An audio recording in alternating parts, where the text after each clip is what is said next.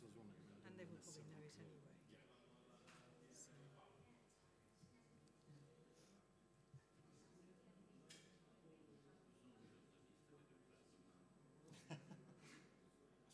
what's he saying? He's going to be the journalist asking you a question. Oh, is he? Oh, yes. Who's he working for? No. No questions from you. So no. Did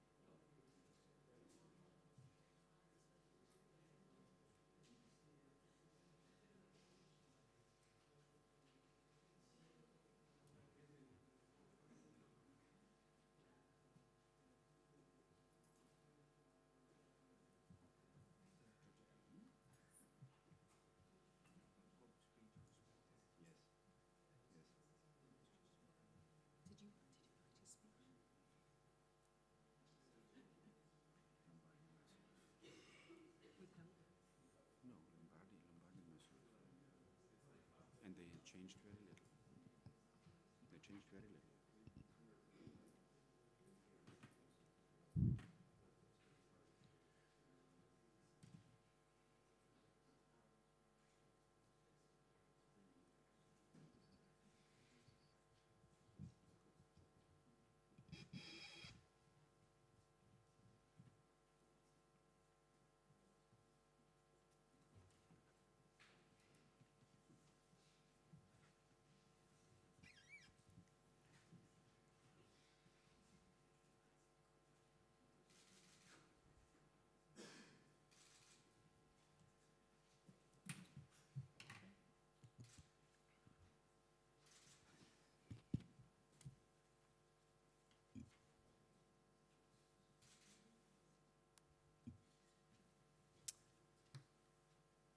Okay, if we start now.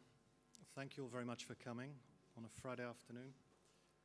I hope you all managed to follow the papal audience and the remarkable address by Pope Francis on this subject. And indeed, a special thanks to a 16-year-old girl from Dublin in Ireland, Maureen O'Carroll, who delivered a summary of the declaration at the papal audience.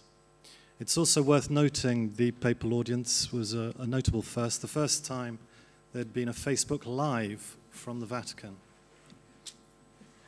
Breaking news. On my left, and the panel for this final press conference of the Congress, is Baroness Sheila Hollins. She's a member of the Pontifical Commission for the Protection of Minors and was one of the summarizers, synthesizers of the conference's findings, and she'll present that briefly in a few moments. Then, of course, Father Hans Zollner, President of the Center for Child Protection here and Chair of the Congress. Next to him, Dr. Ernie Allen, Chair of We Protect Global Alliance, one of the Congress's partners. And then Professor Ernesto Caffo, who was the scientific coordinator of the Congress and is the founder and president of SOS Il Telefono Azzurro. And so, very quickly, over to Father Hans. Yeah, I have to confess that I'm still under the very strong impressions of a very intense and, I believe, a very successful meeting. The idea was to bring together the keynote, the key players from different areas and sectors in society, in science, in business, and in religions, and to offer the opportunity, to offer a platform where they can interact with each other, where they can discuss one of the biggest threats to the safety of children and adolescents in this world, sexual abuse online, and that they can come up with ideas and proposals beyond the exchange of best practices, so that we learn together as a human, as humanity, what we can do so that young people grow up in a safer world online and in the real world. I think from the very first evening on Tuesday, there was a unique sense of unity. It was like sparking of a spirit, and that continued through to this day of the meeting with the Holy Father. That was, of course, the culmination of this. I personally felt absolutely enthused about the way people were interacting, were networking, were coming up with proactive ideas and proposals. People who in their sectors know each other, the government people, the business people, the science world, they have their own conferences and talks and congresses, but they don't convene among them. And this was the specificity, the unique feature of this Congress was that we asked them to come together in the afternoon working groups, and they meet each other, they talk to each other, and they learn from each other. And I believe exactly that has happened. It has happened because there was a single-minded purpose here. Let us do together, jointly, what no single player in this world of today can achieve on him, on himself or herself. So we need to have a combined effort of governments, lawmakers, and law enforcement, of the internet providers, the social media companies and corporations, the scientists, the religions, the international bodies like UNICEF, etc. I've experienced that they came together not only physically but also in this purpose, and they really were able to dialogue, which is not always so taken for granted, that if you speak a different language, and language of science is different to business language, they understood each other. And this was really a marvelous experience. We had social events sponsored by the German, the Italian, and the British governments, respectively, that contributed to that, beyond the financial support that we have received from the three governments and other donors. We could not have done so without the help of our friends. So thank you very much also on that side. There were 80 people involved in the organization, and from all what I have perceived, people were very happy about how smoothly things happened. Great thanks to Dr. Monica Fucci for her relentless effort in this, and the team, the Secretariat of the Congress and the CCP team. And thanks to our partners, We Protect and Telefono Azzurro, represented by the two gentlemen to my left, as well as to Baroness Sheila Hollins, my colleague at the Pontifical Commission for the Protection of Minors, and the chair of the CCP Scientific Advisory Board, as well as to our spokesperson, Alexander DesForges. So great thank you. Of course, much is owed also to the members of the steering committee. I think all but one are here at the moment. Dr. Gauli with his support, and Padre Lombardi, whom all of you know. And all of you know that his input was much more pertinent than could be seen. So that's from my side. Yeah, we go to Sheila. Well, it was a very exciting event. I mean, everybody stayed for every moment, and we worked very, very hard. And so the job that we had to try to synthesize and summarize, I had 15 minutes to do this, wasn't very easy. But we had workshops, which were the workshop note takers were seminarians in Rome. And they wrote up the notes, and we had the opportunity to read those through. That was extremely helpful.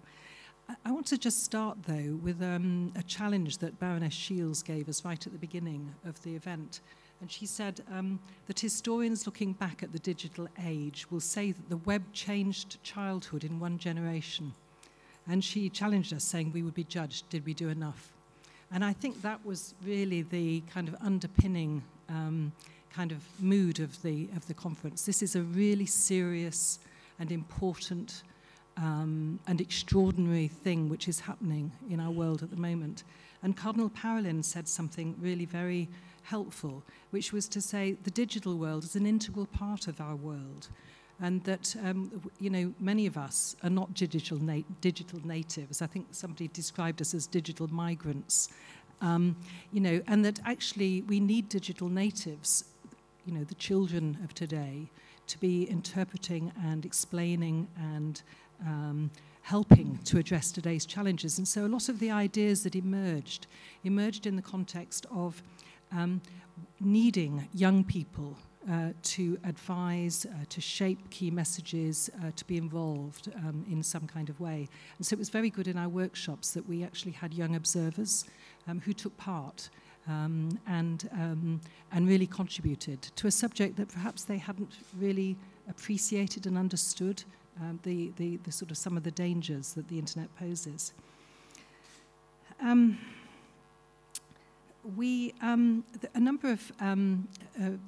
I had a number of insights. I'm a doctor, was a doctor. I'm retired from my medical career now, but as a doctor, an academic, and a health policy maker, there was a fairly strong case made for seeing some of this as a public health problem, that there might well be some public health solutions to. That this is an issue that is causing harm to children. It's causing serious harm to children. I mean, if you're not convinced, some of the harms were spelt out to us. So we had a a neurosurgeon explaining the effects on children's brains of abuse. We know that abuse has a contribution in the etiology of mental illness, serious mental illness. We know that. We know that it contributes to chronic pain. So many people attending pain clinics will have a history of sexual abuse. So the problems of sexual abuse are long-lasting. They contribute to pregnancy complications. And quite an interesting point was made by one speaker, which is that, imagine a mother with a handheld device who's on Facebook while she's breastfeeding her baby. Think about the impact of that for the bonding between the mother and the child and what that's going to mean for the next generation of children growing up. So the effects of the internet itself are kind of changing society. There was a very strong feeling that whilst only the state can legislate, actually there are some really important responsibilities that the companies, the technology companies, are not really taking adequately seriously. And there was very strong feeling about this. There was an issue about ethical governance. But if you think that 25% of the users of the internet are children, and yet the internet was designed for adults, you know, we expect our children to be able to play in safe playgrounds, right? We need the internet to be a safe place for them to play and to learn. And at the moment it isn't, okay? So people were calling for safety by design. You know, at the moment there's talk about filters and so on, but actually there was a feeling that the responsibility should be, you know, we have updates on our operating systems all the time. We have to update them for, you know, hacking, cybersecurity, you know, whatever it might be. Why aren't we having updates to protect, you know, children? Why isn't that automatic? Why is that being built in from the beginning? Why is it an add-on that is left to the responsibility of parents? Parents don't know about this stuff. They're not digital natives, so there was a lot of feeling about that. On the other hand, if we could raise awareness of parents, maybe they could use parent power to lobby for a safer internet for their children. So that was quite important. There's also quite a bit about education, about the fact that actually education works. Fear doesn't work. Trying to teach by introducing fear doesn't work. But there is good evidence that well-designed and evaluated educational programs do reduce bullying, do reduce sexually risky behavior, do improve bystander behavior. Those kinds of outcomes, they could be introduced much more widely. So that's kind of quite important. And the feeling that, or the belief that education about a safer internet or using the internet more wisely should be embedded in, for example, relationships and sex education and in citizenship, so that young people learn to use the internet in a responsible way. So that was important. The aim is a digital environment fit for children. And you know, Pope Francis this morning made some comments about how, you know, well, the internet is, that the social environment in which children are growing up is changing. Cardinal Taglier called for, he suggested a research study, and there was a lot of interest in this from some of the workshops, the working groups. He called for a study which would be a study of childhood, an anthropological, psychological, philosophical, intercultural study of childhood. And somebody suggested maybe an encyclical, that Pope Francis could have an encyclical. You know, we've had Laudato Si', well, maybe we should have something which was about childhood and the social environment in which children are growing up, okay? So quite a lot of very, you know, interesting suggestions. Researchers wanting to do further research, to coordinate their efforts for research. Quite a lot of discussion about the importance of secular and religious organisations and leaders working together and cooperating. So that was very important. What else might I refer to. Suggestion that the 2030 goals for the United Nations will require data collection in order to verify that progress has been made. And there were researchers there who suggested that they could convene to establish the kinds of preliminary definitions and guidelines for sampling and for data capture, which might make it possible to evaluate whether those goals, which include eradicating violence against children, had been achieved. So I think that's probably enough of a summary for me. Let me add just a few things. And, okay, I thought I did that. And provide some context to this. This is a work in progress. We had 10 working groups, 10 workshop groups, and we purposefully made the groups diverse. We didn't put all the religious folks in one group and all the academics in another group. We mixed them all. So I think that cross-play really brought value to the understanding. The other thing is Baroness Hollins and I are extrapolating from these reports based on one day of workshops. There's a second day that we've not looked at yet. So this is a work in progress. But the goal is that it will add specificity to the declaration that you've seen. It will basically create a kind of strategy, an execution strategy for the future. So a couple of highlights that seem to appear in many of the groups. One is the conclusion or the concern that this is really not one problem. It's 5 or 6 problems. And that the need is to look at terminology and definitions so those are better presented. It's child sexual abuse, it's child sexual abuse images, or child pornography, it's cyberbullying, each of which is a little different, each of which involves a slightly different demographic in terms of the victim. So the strategy going forward may need to be multifaceted, multi-part. There was discussion about the conflicts between law and culture.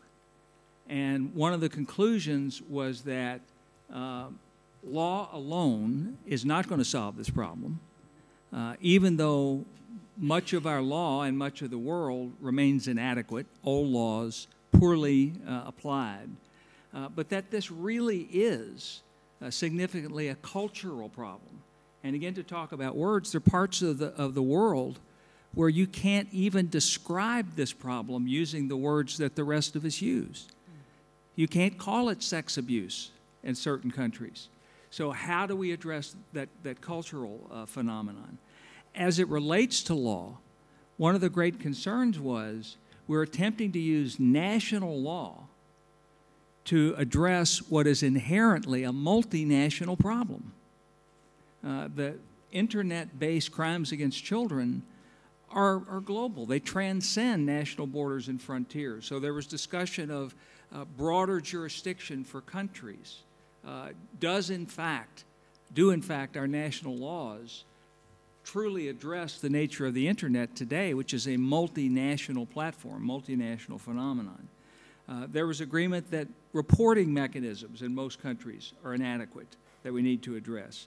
And one overarching concern that we heard a lot was one of the points that Pope Francis made this afternoon, and that is, for the first time in human history, we're living in a time in which young children are accessing and being inundated with extreme pornography online. Heretofore, we could apply age limits and keep kids out of the porn shops and keep them from buying X-rated DVDs and things like that. Can't do that anymore. And the clear consensus is that's absolutely inappropriate, and we have to look for solutions and do something about it. In the area of technology, let me add to what Baroness Hollins said. There was a clear call for these companies to do more. The consensus was that companies need to tailor their services when they know it's a child online. One size fits all doesn't work, and that they need to innovate. And one of the tools that we talked about was Microsoft's PhotoDNA, an extraordinary technology which matches the hash values of images so that companies can scan their systems and remove inappropriate content and report it to law enforcement for investigation. An amazing tool. The estimates of false positives using photo DNA is 1 in 10 billion images. This is as good as you're going to get. The good news is most of the major internet companies, at least in the United States, are utilizing it. The bad news is there are only 130 companies that are using it. The clear consensus was there ought to be 10 times that many, or 50 times that many, or 100 times that many. So we've got to do more there. And one of the things we discussed is maybe doing it voluntarily is not good enough. Maybe we need to mandate it, particularly in the developing world. One of the issues, and Baroness Hollins mentioned this briefly, as it relates to trying to keep kids away from inappropriate content online, which is doing fundamental damage to their developing brains. We heard that during the Congress. One of the questions is, do we need to find some new techniques? There was clear consensus that filters don't work, that parental controls don't work, that the vast majority of parents in the world today have no idea what their kids are accessing online, because today, kids aren't accessing this content via the PC in the family room. They carry the internet around in their hands at very young ages. Perhaps one of the greatest overarching issues that was raised during these discussions is the lack of global awareness and the lack of the presence of these issues on the policy agendas of world leaders. Obviously, world leaders have a lot of things to worry about, from climate change to immigration issues to terrorism and extremism. But one of the key things that we need to do is simply awaken leaders to what a serious problem this is and to get them to include these issues on their policy agendas. We talked about, one of the things we heard was Interpol reported to us proudly that there are now 52 countries that are accessing Interpol's International Child Sexual Exploitation Database. There are 192 countries in Interpol. Why are there only 52 countries that are accessing and utilizing Interpol's database, the world's largest and preeminent law enforcement network? That means that 3/4 of the planet is not using the tools to address this problem that are available to them. Obviously, it's more complex than that, but I think you get a sense of the larger concern. We talked about prevention. Most of what's being done in the world today to prevent these offenses from happening is what was described as target hardening. You make kids more aware, smarter, you put up barriers so they don't get themselves in trouble. The argument was we need to use the public health model. We need to use primary prevention. We need to keep these things from happening in the first place, including things like intervening sooner. When young offenders begin to fantasize about sex with children, we need to create mechanisms so they can reach out for help. We need to do public awareness campaigns. And two other quick points, and then I'll be quiet. One is there were lots of questions about the role of media. And I don't say that to criticize anybody in the room, but a point made by a leading media executive, was that media tends to focus on the extreme cases that are not necessarily the ones that are the most high profile, the most dramatic, that will probably be of greatest interest to viewers or listeners or readers. We need to figure out a way that we can work together to provide more basic information that is more helpful to readers. What we do is scare kids to death and scare parents to death about problems that are, in essence, very rare. So by focusing on the extreme, in many ways, we do a disservice. We talked about the need for far greater coordination, both within sectors and across sectors. What's happening today in the world was described by some of the speakers as silos. Everybody does their own thing and doesn't really talk to their counterparts or doesn't talk to others. So a common thread here, and we heard this in Pope Francis's speech this afternoon, was the need for coordination and cooperation and sharing information and working together collaboratively. And the final one you'll be shocked to hear is that the participants indicated we need far more resources. We need far more resources to help victims, to prevent these crimes, to address and identify offenders. But I think as Father Zollner indicated, overwhelmingly, it was a positive experience. The people who participated in this think there are solutions that we can develop, we can apply, working together, that can put an end to this problem. Professor Caffo. I'd like to add some few words about the conclusion that Ernie and Baroness Hollins said. We start this project of the conference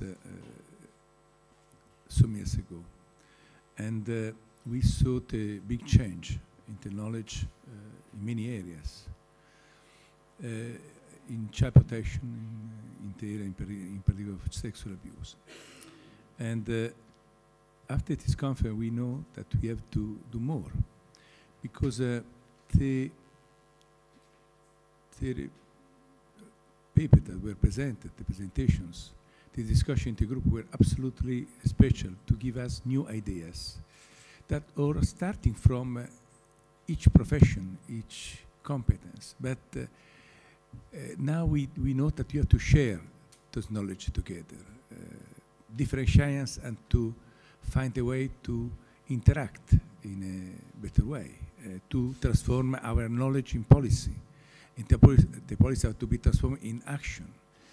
And I think that this process in which research is a driver to this big change is absolutely very crucial. And I think today, with the address of the Pope, this is more clear, because he spoke about the importance of science to develop new knowledge in many areas, as in this area of sexual abuse of minors, and in all areas in which children are victims of very complicated situations that happens in the web. And I think that now we have to go forward about to know what we can do better to transform our knowledge in action. From one side, the declaration is a very important instrument.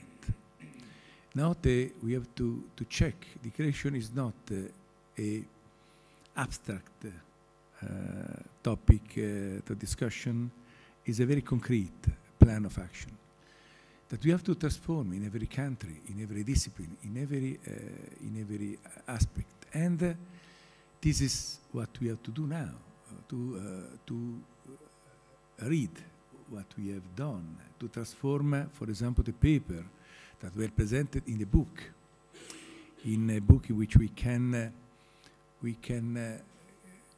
share new knowledge together, and we are now call for abstract. We ask to people to send their material, their paper, to transform this occasion in a way in which we can go ahead in this process. And I think that today we start in all the process. From our side, Telefono Azzurro, that is part of this process, we decided to promote a book in which we can speak about in the school what we can do.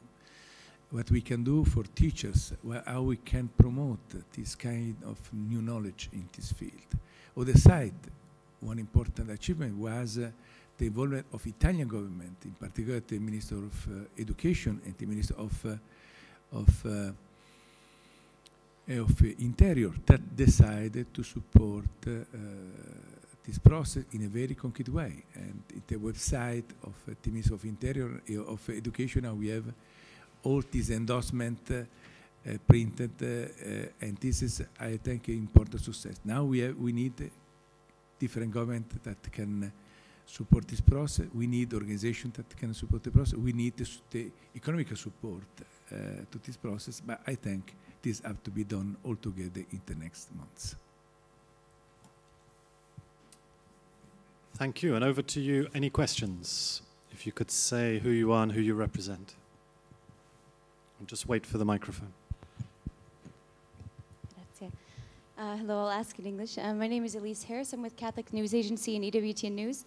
I wanted to ask a question specifically on the engagement of youth. You guys mentioned that it's important to bring youth into the discussion.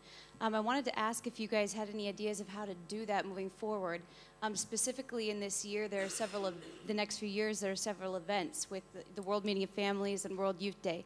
Do you have any plans on perhaps trying to get this onto the agenda for talks or discussions? Thank you. I certainly think that that's clearly the expectation. At this point, we've not filled in detailed strategies on where and who and how. That's the next step. But certainly in terms of engaging youth, one of the best ways to do that is to work in partnership with youth organizations and youth events and activities.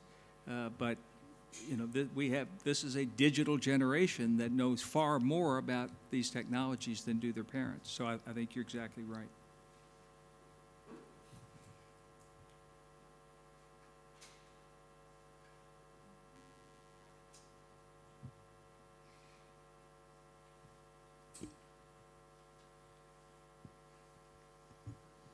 Any more, or we'll break up, and if you want individual interviews, I'm sure that's possible.